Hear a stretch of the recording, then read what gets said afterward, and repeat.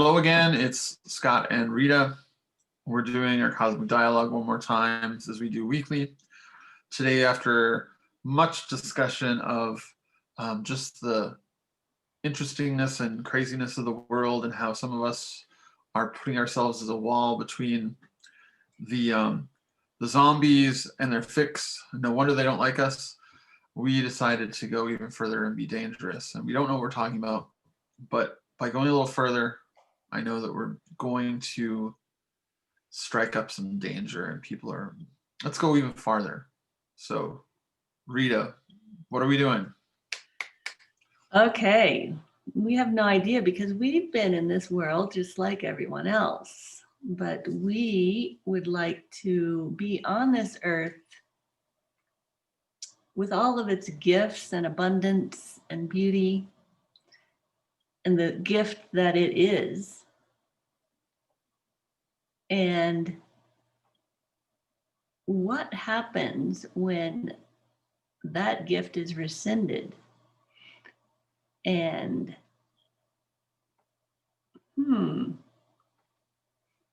we were thinking of going to the solar island, but now looking back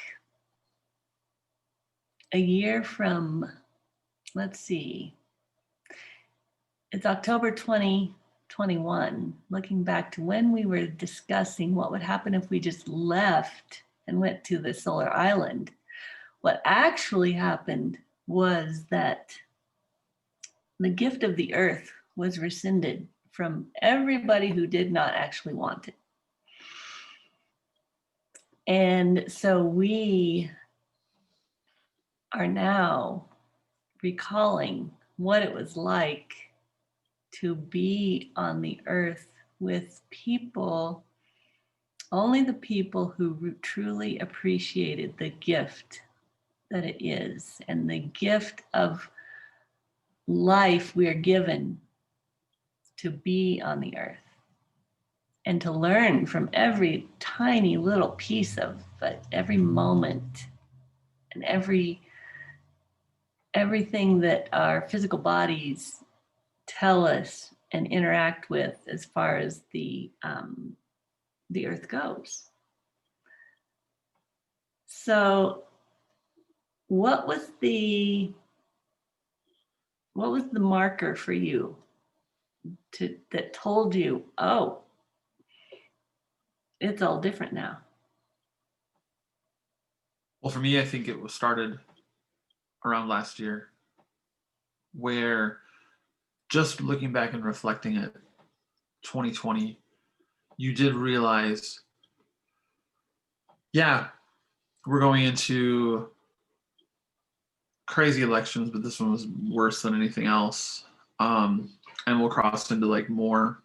You just see yourself on a bridge. I saw myself on this bridge in October last year, and you realize that neither side of this bridge is worthy of what's going to happen. This earth is, when we know that this is rescinding itself, we see fires and floods and straight line winds and hurricanes and fires on 2 continents, and you just realize we're in a process. It's already happening. We already are seeing tribal warfare. It is already happening. It's tribal warfare. It was already happening. And that was when I started really seeing that, and at first thought, well, do I have a hand in trying to stop this or not? And so, of course, you go through the motions of the week trying to like do whatever you can to maybe illuminate some other different truths than people are used to or hearing or they want to hear, or you somehow straddle the middle of things. And what about this viewpoint? And that didn't work. So, like I said earlier, you just become the separator between whomever and their addictive impulse or their fix or their just unified singular lens. You block their what they're looking for, which is all their desire and all their heart. And when some of us, that was the point where I had to, and we had a really good talk, Rita. That was where I had to just really expand my whole mind and change and fully accept that, yeah, this world is changing and there's an opportunity for all of us to step into this world that's going to be rescinded, or step into a new universe where everything is abundant. And it just became really clear as November, December, once I stepped into, I really want this space that's going to be abundantly clarity filled, love, hope, grace, beauty, abundance. And I have kept that mindset every day until December, just like that song, the love that we held, that we remember in September. I tell you, everything from mountains of snow to cold Decembers to droughts to floods felt like a beautiful correction for me. And I just absorbed that as a loving direction. So any other places where, I helped with sandbags and things like that, of course, anyone would help out with those things. It's just a human thing to do. In those moments, you find that there are other folks there who are either clinging to the sandbag for life, or they're going to set it down and look for change and look someone else in the eyes and look for a humanity kind of connection. So I see now there's some shift, but that doesn't bother me so much because I know I'm shifted. It gives me hope that there's grace that's happening, but I have no desire to try to control that or to try to put myself between. So what I have seen in the past year is just incredible. Where communities and places that have burned away, we see different plant growth that's never been in that area. And of course, losing life is never easy. Losing property is never easy for anyone. But new plant growth, I find that the trees communicate to me so differently. And it was part of me that started seeing this the year before about, don't just go into the forest because you want to use them for your own comfort and your own treatment, and then just leave because thank you for your treatment, I'm going again. But to start building a relationship and deepening the love and reverence you have for all of the things that are provided for you. It was almost then everything took on a different color, a different quality, spoke to me clearly. So that was a change that has come about for me this year that I am so thankful for. And I get to experience that. And for me, experiencing that, I feel like I am part of this evolution. Even if it's just me, I'm part of a change, of a wave that recognizes that even this rescinding of this planet is part of love and part of this plan, or part of a great reset or correction. What do you think, Rita? I remember really taking myself out of many situations that would trigger temptation. towards getting mired in that energy of not energy that was not Thanksgiving. And taking myself out of it made me really sensitive to when there was anything but a sense of gratitude and thanksgiving for everything that we have.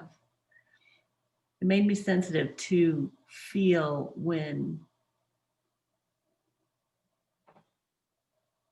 I was in an environment that was not that, and to consciously move my own feelings towards, oh, I'm so grateful for being here,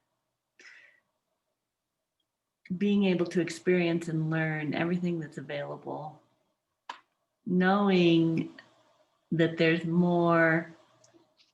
are more abilities that I haven't discovered yet, knowing that the earth wants to give, that there's this intense desire to give everything that it has to offer, that we are just callously using up or ignoring.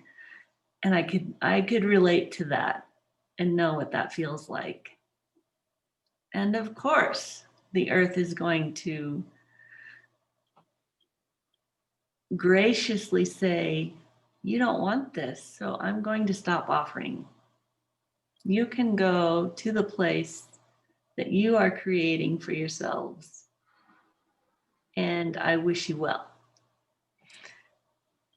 It only makes sense. And so I also wanted to follow the earth's lead and not give where it wasn't wanted.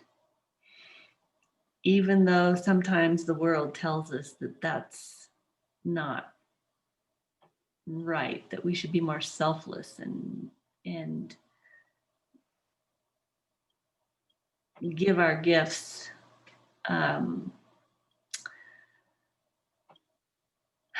See, I can't even think of what the world used to tell me. And I'm so far removed from that now. And so it was gradual. When I look back, it was gradual, gradual retreat that the earth made. But then it just became so obvious. And there were many events that showed us that happening until we all were just sort of like, I think we're the ones who are left. And then we had to get used to that particular bit of truth. So what are we going to do with this gift now? This gift that is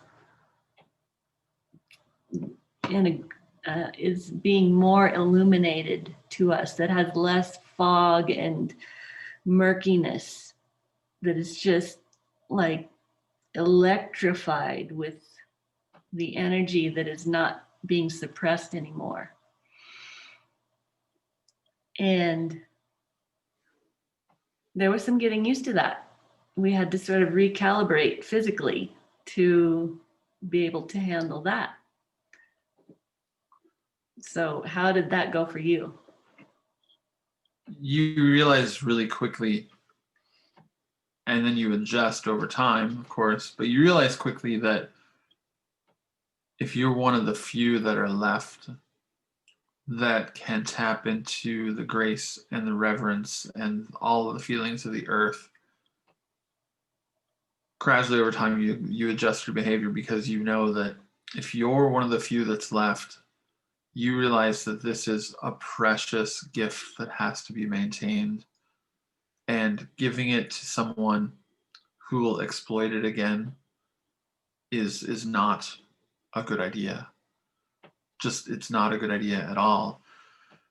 And it also takes kind of a kinship with, I would go in the forest and a few times I would just weep because I felt like the trees were like understanding. They said, "We hear you, Scott, because you haven't been listened to just as we haven't been listened to. Even if your ideas were loving and our gifts were loving, we both have this in common that we felt used up, alienated, a commodity for other people to use, And was discard. and discard. You're only useful to a point. So that was really a moment of real letting go. Just the tears, the grief, the realizing that all of my grief that I felt ostracized and discarded by society for thinking outside the box gave me the kinship and all of the love that I could then pour out onto an earth that was still willing to keep me, which I thought was just the most beautiful gift. Me, imperfect me. Imperfect, thrown away, tossed away, um, discarded me. That there was some consciousness that recognized that, and that I could recognize that so easily with the earth and nature and the planet. And how both of us realized that those feelings were what mattered rather than necessarily the perfection that people wanted to put upon you. You can't be an environmentalist, Scott. You did this. You can't be a nature lover because you did this. You lived in the society. You didn't live in nature. So you have to also like accept the grace. That was another lesson. You just have to accept the grace that you're one of those few that were given this gift to remain. So it feels great. After this year, I have no longing whatsoever for that old world that has kind of disappeared to me. And I know some people they're still in that. They're still in that struggle. They're still in, wow, they're victimized. They're in the throes of what I just call tribes of people and tribal warfare. They're still in it. And they still think the world is attacking them, and they still feel that the world is crumbling and burning and destroying things, and that there's no future. And I realize there are some people that are really hooked in that reality, but I've stepped out and I don't even have any desire to even turn my gaze that way, because I see this beauty in this new relationship that I want to keep going this direction. And it's so ironic to know that like we live physically on this same world, but spiritually and dimensionally we live completely separate places.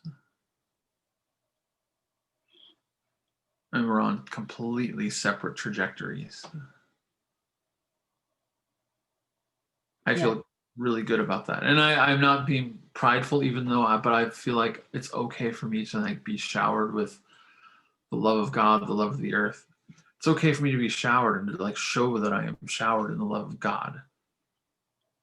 And that's like pretty natural. I can get up and put this on, and it's not about me trying to feel better than anyone else, but it's just me accepting it fully.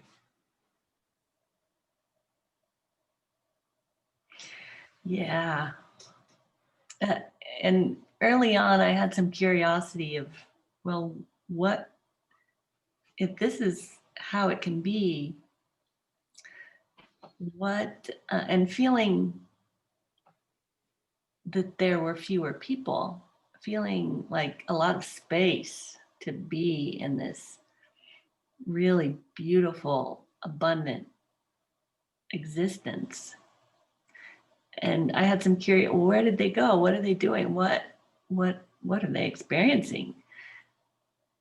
But it became clear and really obvious very quickly that, just as you described, just being showered in the love and learning as much as possible in that direction, the direction of abundance and grace, that kept the door open, the portal open for others, much more than going back into and attempting to bring people with me.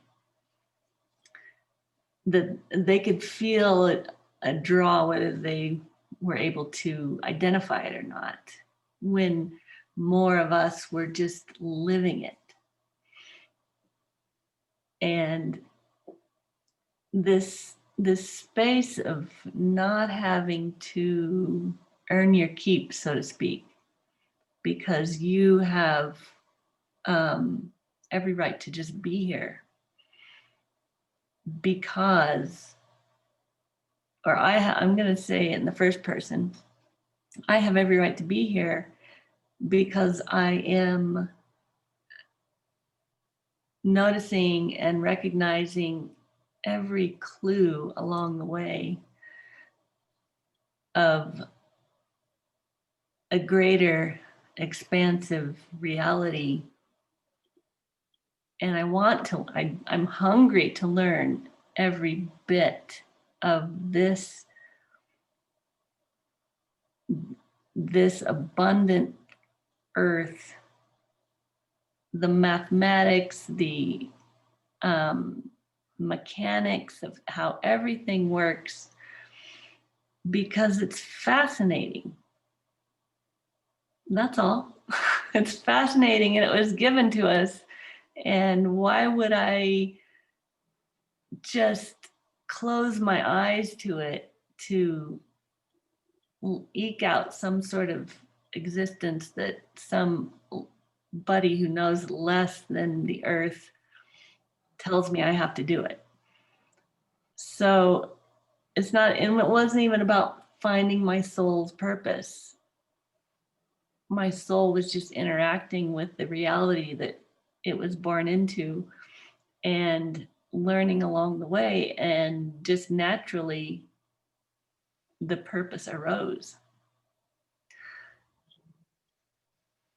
So it was unfathomable prior to October 2020 to just have ease and comfort and love and beauty and curiosity and play and have everything you need. And now that's just normal. Every explorer that we've ever learned about who has gone to the moon, gone to the West, discovered other lands, doesn't go with the rest of society on their back. None of them do that. The first man to climb Mount Everest never said, "Oh, I better stop here at the halfway point, or the rest of the world is going to really dislike me because they aren't willing to do it. How dare I do that? I better not visit farther and or claim my name on the Suez Canal because that would make the whole world lesser." No, it is about being courageous and stepping out, either singularly or with smaller groups. We're always the ones who propel discoveries forward. And why would we stop discovering just because the rest of the world would rather stay locked in a battle between political parties, ideologies, interpretations of historical structures or political and nation structures. And why would we as explorers just decide to, well, I better not do this. I better stay in my lane so that I'm more palatable to this gruesome, grotesque, zombie-like, ghoulish world. Those are all the words. Yes. Sorry, that came through. Yes, it's accurate. But it is that we finally just have to come to realize that if we're explorers and if we are gathering knowledge and going through experiment and we reach the door, we got to the door. Of course we're opening it. Of course we're stepping through. And of course we're not going to wait there and say, come on, come on, come on and validate my existence. I'm opening this door and just please validate me. I'm all alone. I'm opening a door. Where is everyone else? Can't do it. Walk through the door.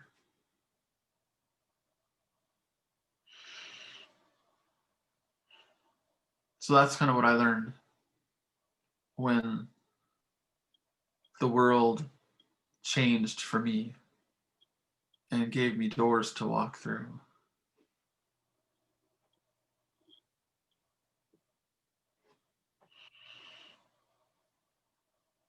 Yeah. Sorry to be on my big soapbox there. Yeah. That was what came right through. I just went through a door and I don't want to come back. I think that, enough said. But you realize that that's what's going on. And it takes time.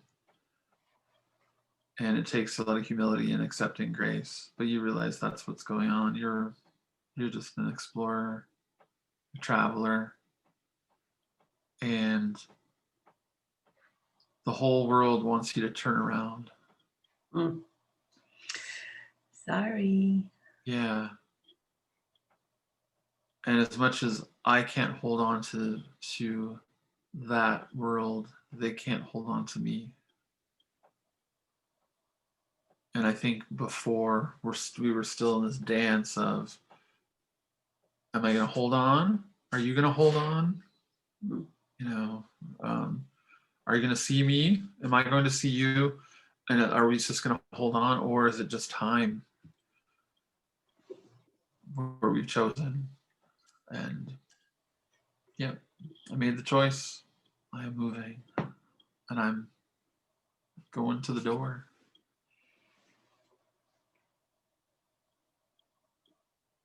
Yeah.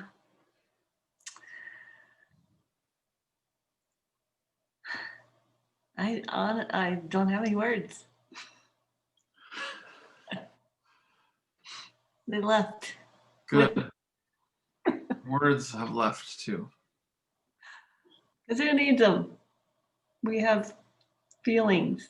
That's the real language anyway.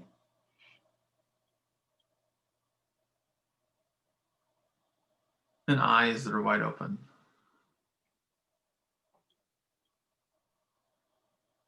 Oh, I needed this one. Nice. Yeah. Very happy to have Good. done that. Good. All right.